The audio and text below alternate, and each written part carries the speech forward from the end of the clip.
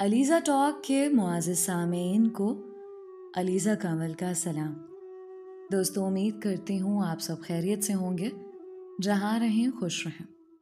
बढ़ते हैं कहानी की तरफ। शुरू करते हैं आज की कहानी। मुस्तफ़ा और लैला की मंगनी हो चुकी थी। दोनों आपस में काज़न थे। वालिदैन की वफ़ात के बाद मुस्तफ़ा के वालिदैन ने ही लैला को पाला था। ताई लैला को पसंद नहीं करती थी, क्योंकि लैला की खूबसूरती की वजह से ताई की बेटी के आए हुए रिश्ते भी लैला को पसंद करते थे। इस वजह से ताई ने मुस्तफ़ा की लैला से मंगनी कर दी थी।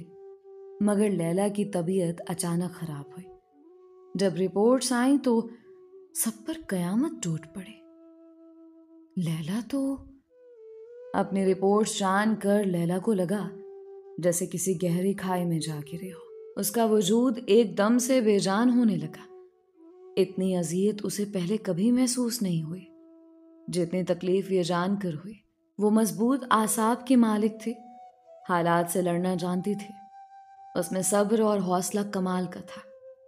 मगर इस बात ने उसे अधमुआ करके रख दिया।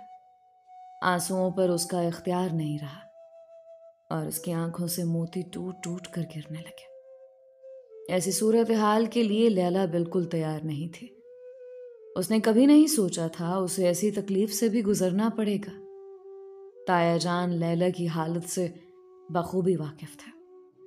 वो जानते थे बच्ची चाहे जितनी भी बहादुरी का मुजाहरा कर ले, है तो फिर भी एक लड़की। ऐसी लड़की जो हमेशा ही हालात से और मुश्किलात से लड़ती आई थी। वो कभी दिल बर्दाश्ता नहीं हुई थी, मगर इंसान थे। कोई धचका तो ऐसा जरूर लगता है जिसे इंसान संभल नहीं पाता। ऐसा ही कुछ लैला के साथ हुआ। ताया जान ने लैला को दिलासा देने की कोशिश की तो लैला फूट फूट कर रोती। लैला के रोने से ताया जान को अपने सीने में शदीद दर्द महसूस हुआ।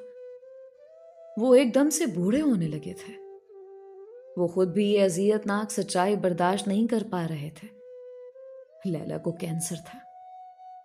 अभी उसकी उम्र ही क्या थी, कैसी बीमारी का सामना करना पड़ गया। अभी तो लैला छोटी थी। अभी तो उसने जिंदगी में बहुत सी खुशियां देखनी थी। ये तकलीफ बहुत बड़ी थी, मगर ताया जान ने हिम्मत नहीं हारी और लैला की रिपोर्ट्स मुल्क के बेहतरीन मायानाज डॉक्टर्स को भिजवाते। वो अपने रब की रहमत से मायूस नहीं थे।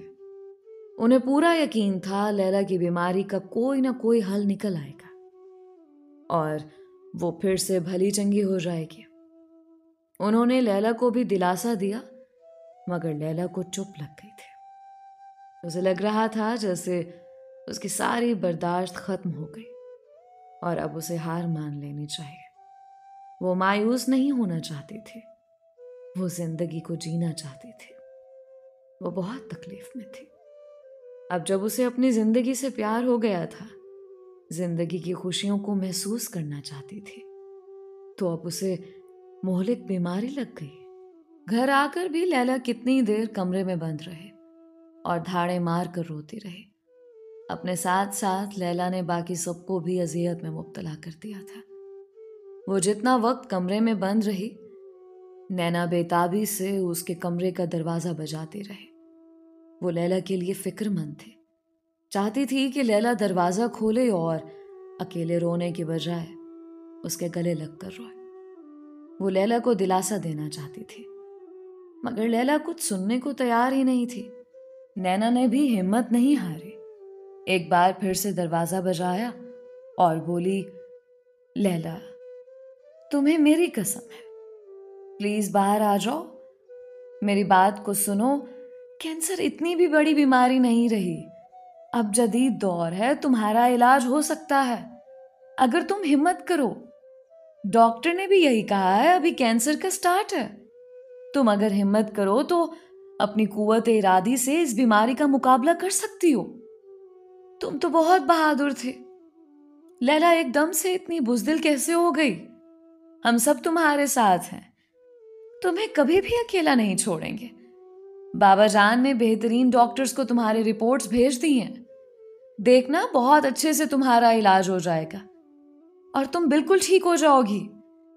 प्लीज बाहर आ जाओ, तुम्हारा रोना मुझे तकलीफ दे रहा है। तुम्हारी वजह से बाबा कितने उदास हैं। तुम अच्छी तरह जानती हो वो तुमसे बहुत मोहब्बत करते हैं। अब भी अगर तुम बाहर ना आई ना तो मैं समझ जाऊंगी तुम मेरी बहन होने का सिर्फ दिखावा करती हो, वगरना तुम मुझे ताया की बेटी समझती हो, इससे ज्यादा कुछ नहीं। मुस्तफा भाई भी बहुत बार कॉल कर चुके हैं मगर तुमने उनकी कॉल नहीं अटेंड की। मेरी खातिर ना सही, उनकी खातिर बाहर आ जाओ। लैला की मिन्नत समाजत करते हुए नैना ने जज्बाती ब्लैकमेलिंग का सहारा लिया तो फौरन दरवाजा खुल गया।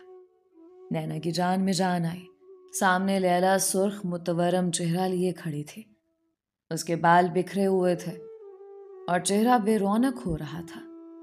उसकी हालत देखकर नैना के दिल को कुछ हुआ। उसने बेख्तियार आगे बढ़कर लैला को गले लगा लिया तो लैला हिचकियों से रोने लगी। लैला की अजियत का अंदाजा नैना को अच्छे से था। आखिरी बार इतनी शिद्दत से लैला तब रोई थी जब उसके वालिदैन का इंतकाल हुआ था। तब भी लैला के चेहरे पर इतनी ही अजियत थी जितनी अजियत आज थी। नैना ने लैला को खुलकर रोने दिया। वो जानती थी लैला दिल का बोझ हल्का कर ले तो संभल जाएगी। वो आम लड़कियों की तरह नाजुक मिजाज और छोटे दिल की मालिक नहीं थी। वो बहुत बाहिम्मत लड़की थी। वालिदैन के मरने के बाद लैला ने बहुत हिम्मत दिखाई थी और कभी मायूसी को अपनी जिंदगी में नहीं आने दिया था। मगर अब लैला दुख और खौफ में मुब्तला हो चुकी थी। नैना को भी अंदाजा था, वो अपनी माँ को जानती थी कि अब लैला की इस बीमारी से फायदा उठाकर उसकी माँ जरूर कोई ड्रामा करेगी। इस बार नैना ने भी तहैया कर लिया, वो अपनी माँ की कोई चाल कामयाब नहीं होने देगी और किसी सूरत लैला को अकेला नहीं छोड़ेगी। उसे लैला से बहुत प्यार था। हालांकि आने वाले वक्त का सोचकर नैना को भी घबराहट हो रही थी। वो अपनी माँ के मिजाज से अच्छी तरह वाकिफ थे और फिर मुस्तफा भाई भी तो अजीब तबीयत के इंसान थे। ना जाने अब उनका रद्द अमल क्या हो। मुस्तफा भाई को हर चीज परफेक्ट पसंद थी। अपनी लाइफ में किसी भी किस्म का नक्स या खराबी वो बर्दाश्त नहीं कर सकते थे। मुस्तफा भाई की पिछली मंगनी और उसे जुड़ी हर बात नैना को अच्छी तरह याद थी। यही वजह थी कि उसके हाथ पैर फूल रहे थे और यकीनन लैला को भी इस बात का खौफ सता रहा था। वो भी तो मुस्तफा की रग रग से वाकिफ थे। जिंदगी में पहली बार अपनी मंगनी को लेकर लैला को बहुत पछतावा हो रहा था। काश उसने ये मंगनी ना की होती तो आज ये खौफ उसे खाए ना जा रहा होता। नैना की बात ठीक थी।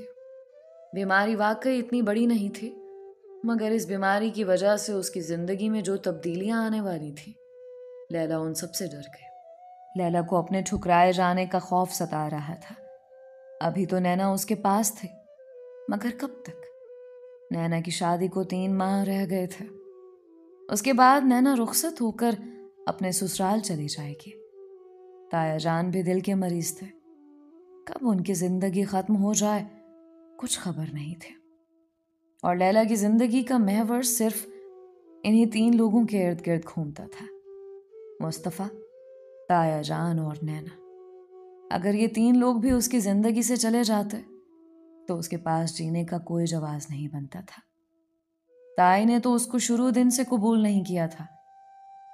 लैला को वो दिन अच्छी तरह याद था जब वो हमेशा के लिए इस घर में आई। वो 7 साल की थी जब उसके वालिदैन एक हादसे का शिकार हुए। लैला की माँ हामला थी और डिलीवरी कराने पर अपने शौहर के साथ अस्पताल गई थी। लैला को वो मुलाजमा के पास छोड़ गए थे। लैला की माँ लेबर वार्ड में एडमिट हो चुकी थी। उसका बच्चा होने में अभी वक्त बाकी था। तभी उस अस्पताल में खुदकश हमला हुआ। धमाका बहुत जोरदार था और अस्पताल की जिस मंजिल में बम फटा था लैला के वालिदैन उसी मंजिल पर थे। चनाचे दोनों धमाके की नजर हो गए और मौके पर जान दे दी। लैला के बाबा और ताया 2 ही भाई थे। अपने छोटे भाई की मौत पर ताया जान ढह गए थे। भाई और भाभी की अंधोनाक मौत ने ताया जान को शदीद गमगीन किया था। इसी वजह से उन्हें दिल का दौरा पड़ा था। लैला के वालिदैन गुजर जाने के बाद ताया जान लैला को मुस्तकिल अपने घर ले आए। ताई को ये बात बहुत नागवार गुजरी थी। ऐसा नहीं था कि उनके पास दौलत की कमी थी, अलबत्ता कम ज़र्फ़े इंतहा के थे। ताई को लैला कभी भी अच्छी नहीं लगी थी, क्योंकि वो जब भी आती उनके शौहर अपने बच्चों को बिल्कुल भूल जाते, और ये बात ताई को बहुत बुरी लगती थी। हालांकि बच्चों ने ऐसा कभी महसूस नहीं किया, बल्कि नैनो और मुस्तफ़ा को भूरे बालों और नीली आंखों वाली लैला बहुत प्यारी लगती थी। वो जब भी उनके घर आती दोनों बहुत खुश होते। लैला दोनों से छोटी थी। अल्लाह ने उसे बहुत हुस्न से नवाजा था, इतना कि जो भी लैला को देखता उस पर टूट कर प्यार आता था। लैला सबकी तवज्जो हासिल कर लेती थी, और ये सब ताई से हजम नहीं होता था। और अब तो वो मुस्तकिल उनके घर आ गई थी, मतलब उनके बच्चों के हिस्से का सारा प्यार सिर्फ लैला को मिलने वाला था। ताई बहुत बेचैन हुई थी, मगर अपने शौहर को कुछ नहीं कह सकती थी। ताया जान के गुस्से से सभी बहुत डरते थे। जो फैसला वो कर लेते उस पर डट जाते और किसी की नहीं सुनते थे। यही वजह थी कि सारी कदूरतें अपने दिल में रखकर ताई ने बज़ाहिर बहुत प्यार से लैला को खुशामदीद कहा था। ताया जान साफ अल्फाज में बावर करा चुके थे। लैला के मामले में वो किसी भी किस्म की कोताही बर्दाश्त नहीं करेंगे। ताया जान लैला की तकलीफ से वाकिफ थे। उसने माँ बाप की जुदाई सही थी, और एक बच्ची के लिए वालिदैन से बिछड़ना आसान नहीं होता। वो यतीम थी और जरा सी बात को भी महसूस कर सकती थी। ताया हरगिज नहीं चाहते थे कि लैला को कभी ये महसूस हो वो अपने ताया के घर रहती है। कुछ वक्त तो लैला अपने माँ बाप को याद करके बहुत रोती। अपने वालिदैन की जिंदगी में जब ताया के घर आती तो बहुत खुश होती थी। उसे मुस्तफ़ा और नैना बहुत अच्छे लगते थे। ताया जान से भी लैला को बहुत प्यार था, मगर अब की बार मामला अलग था। वो वालिदैन की मौत झेलकर हमेशा के लिए यहाँ आई थी। उसे अपने माँ बाप भी याद आते थे। वो ज़हीन थी। ताई का रवैया उसको महसूस हो गया था। वो बहुत सहमी हुई और खौफजदा से रहने लगी। लेकिन ताया, मुस्तफ़ा और नैना की मोहब्बत और तवज्जो ने लैला की हिम्मत बंधाई और वो जिंदगी की तरफ लौटने लगी। ताया ने अपने बच्चों वाले स्कूल में उसका दाखिला करवा दिया। वो मुस्तफ़ा और नैना के साथ स्कूल जाती। दोनों ही लैला का बहुत ख्याल करते थे और उसे कभी भी परेशानी का सामना नहीं करना पड़ा था। मुस्तफ़ा और नैना की जिंदगी में तो लैला शहजादी की सी हैसियत रखती थी, और अपनी शहजादी को भला दुख कैसे दे सकते थे। घर में नौकरों की फौज थी, मगर लैला के सारे काम नैना खुद करती थी। उसे बहुत खुशी होती जब वो लैला को अपने हाथों से नहलाती, उसके कपड़े बदलवाती, उसे खाना खिलाती। हालांकि दोनों की उम्रों में सिर्फ 4 साल का वक्फा था, मगर लैला के लिए नैना बुर्दबार और संजीदा मिजाज औरत बन गई, जो लैला को संभालना अपना फर्ज समझती थी। अपने बच्चों का झुकाव लैला की तरफ देखकर जहां ताया जान बेहद मुतमईन हुए थे, वहीं ताई के सीने पर सांप लौट गए। एक शौहर क्या कम था, जो बच्चे भी उसी रास्ते पर चल पड़े थे। हर वक्त बस लैला लैला होती रहती थी। इस बात ने ताई को अच्छा खासा बदमिजाज बना दिया था। बहुत कोशिश के बावजूद भी वो अपनी असलियत छुपा नहीं पाए, और जब भी उन्हें मौका मिलता वो कोई ऐसी हरकत या कुछ ऐसा जरूर बोलती थी जिससे लैला को तकलीफ हो, और उसे यह एहसास हो कि वो अपने माँ बाप के घर में नहीं बल्कि उनके दिए हुए टुकड़ों पर पलती है। वो चाहती थी लैला अपनी औकात याद रखे और खुद को इस घर का फर्द न समझे, उनका एहसान मानते हुए उनसे दबकर रहे। ऐसा हो भी जाता अगर लैला पास बाकी 3 अफराद की मोहब्बत न होती। उन तीनों के खुलूस और मोहब्बत ने ताए जान की मेहनत पर पानी फेर दिया, और उनकी 1000 कोशिशों के बावजूद भी लैला की ज़ात में कोई कमी नहीं रही। वो बहुत बाएतमाद और हंसमुख बच्ची थी। बहुत हिम्मत और हौसले के साथ ताई की बातों को नज़रअंदाज करती थी, मगर दिल के कोने में ये बात बैठ गई थी, चाहे जो भी हो जाए वो नैनो और मुस्तफ़ा की बराबरी नहीं कर सकते। मगर लैला ने अपनी ये सोच कभी भी घर के बाकी अफराद पर जाहिर नहीं होने दी। उन लोगों ने उसे बहुत प्यार और मान दिया था, तो उसके बदले में लैला का इतना हक तो बनता था कि वो ताई की जहरीली बातों को नज़रअंदाज कर जाती और किसी से कुछ ना कहते, ताकि उसकी वजह से ताया जान की घरेलू जिंदगी पर कोई असर पड़े। वक्त गुजरता गया। लैला ने जवानी की दहलीज पार कर ली। उस पर खूब टूट कर रूप आया था। सिल्की भूरे बाल जब खुलते तो पूरी कमर को ढांपते थे। बड़ी बड़ी झील सी नीली आंखें, नरमो नाजुक होंठ, खूबसूरत छोटी सी नाक ने लैला को किसी और ही दुनिया की मखलूक बना दिया। ऐसा लगता था जैसे वो परियों के देश से आई हो। जो भी देखता दंग रह जाता। और जब से लैला जवान हुई थी, ताया जान के घर में तो रिश्तों की लाइनें लग गई थी। ताई लैला के रिश्ते से खाइफ रहती थी। खूबसूरत तो नैना भी बहुत थी, सफेद रंग और हसीन नक्श वाली नैना। अपनी मिसाल आप थे, मगर जब लैला सामने होती तो उसके सामने नैना का हुस्न दब कर रह जाता। यही वजह थी कि उस घर में जो भी रिश्ता आता वो लैला का नाम लेते। इस बात ने ताई को अच्छा खासा परेशान कर दिया था। नैना 21 साल की हो गई, जबकि लैला अभी 17 साल की थी, और लैला की वजह से नैना का रिश्ता नहीं हो पा रहा था। फिर उन्हीं दिनों एक रिश्ता आया। वो ताया जान के दोस्त ब्रिगेडियर शफीक का बेटा था, जो कि खुद भी आर्मी ऑफिसर था। और जब उनकी बेगम रिश्ता लेकर घर आई तो लैला को देखते ही बेइख्तियार उसी का हाथ मांग लिया। ताई हर सूरत ये रिश्ता नैना के लिए चाहती थी। ताया ने हमाद की बहुत तारीफ की थी।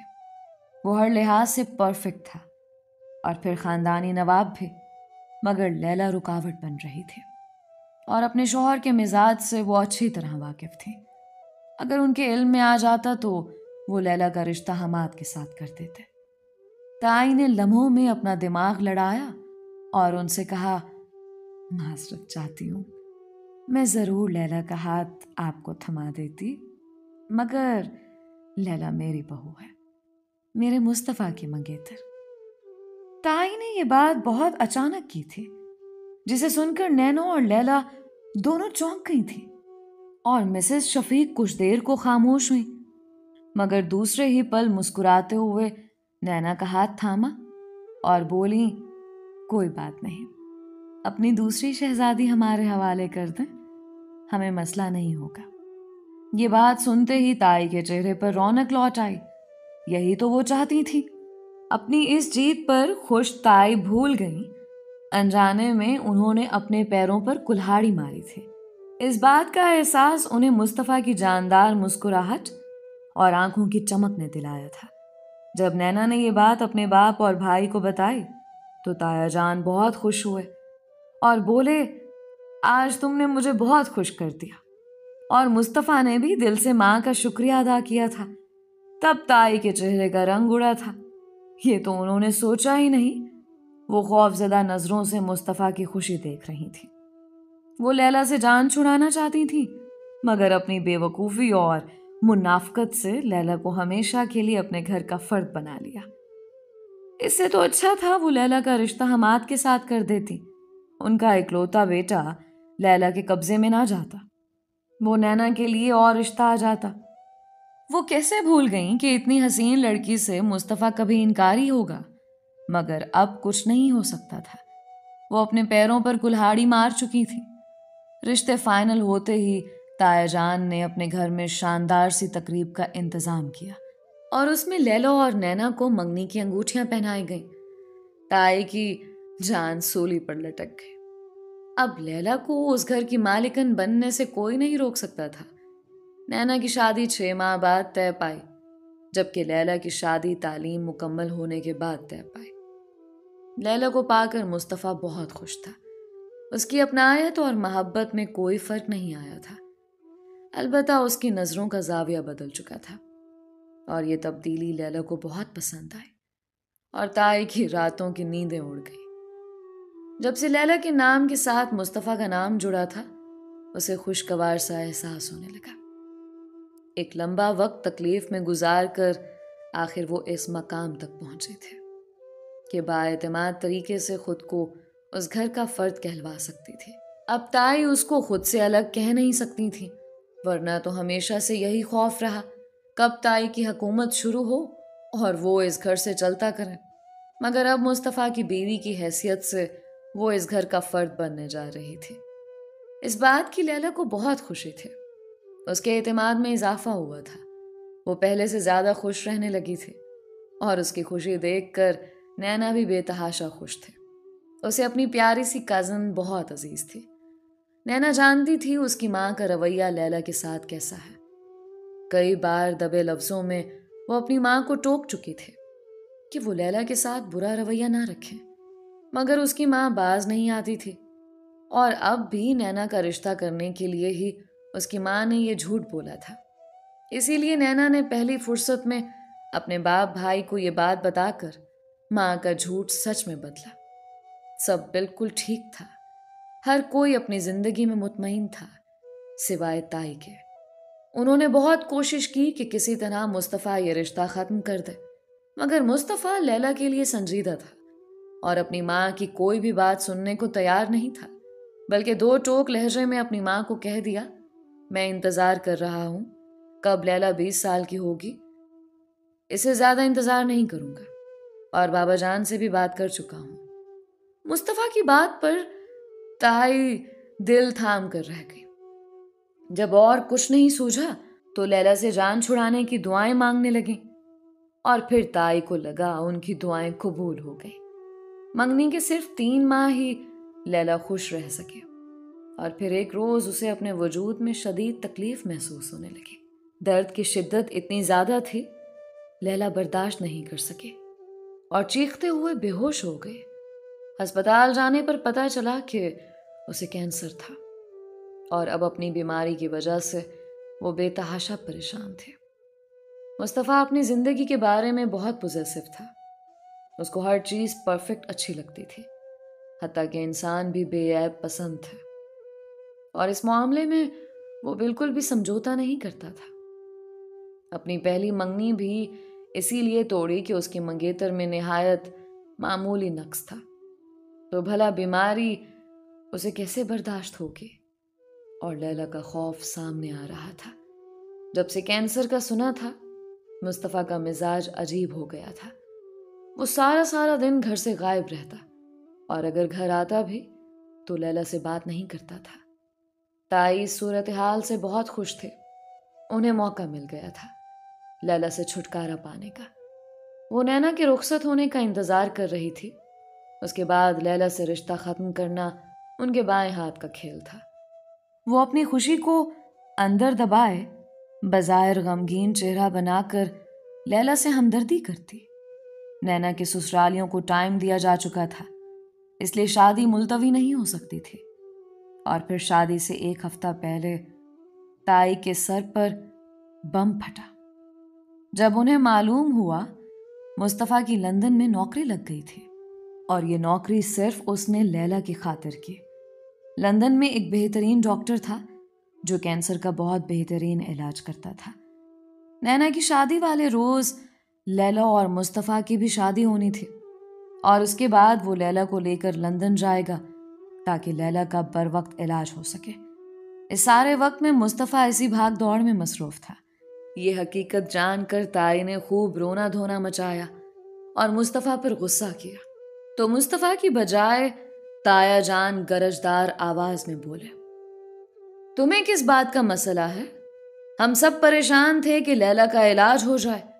ये तो शुक्र है बर वक्त मुस्तफ़ा ने अपना दिमाग लड़ाया और पाकिस्तान के बजाय बाहर के मुल्कों के डॉक्टरों से राब्ता किया।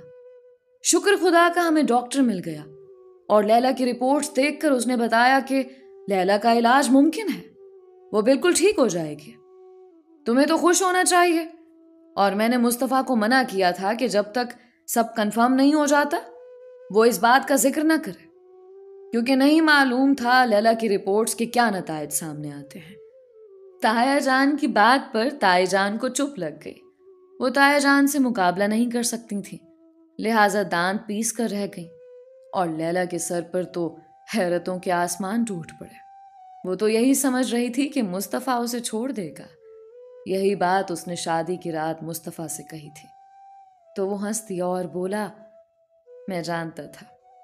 बाकी सब की तरह तुम्हें भी यही लगता है कि मैं हर चीज़ परफेक्ट चाहता हूँ।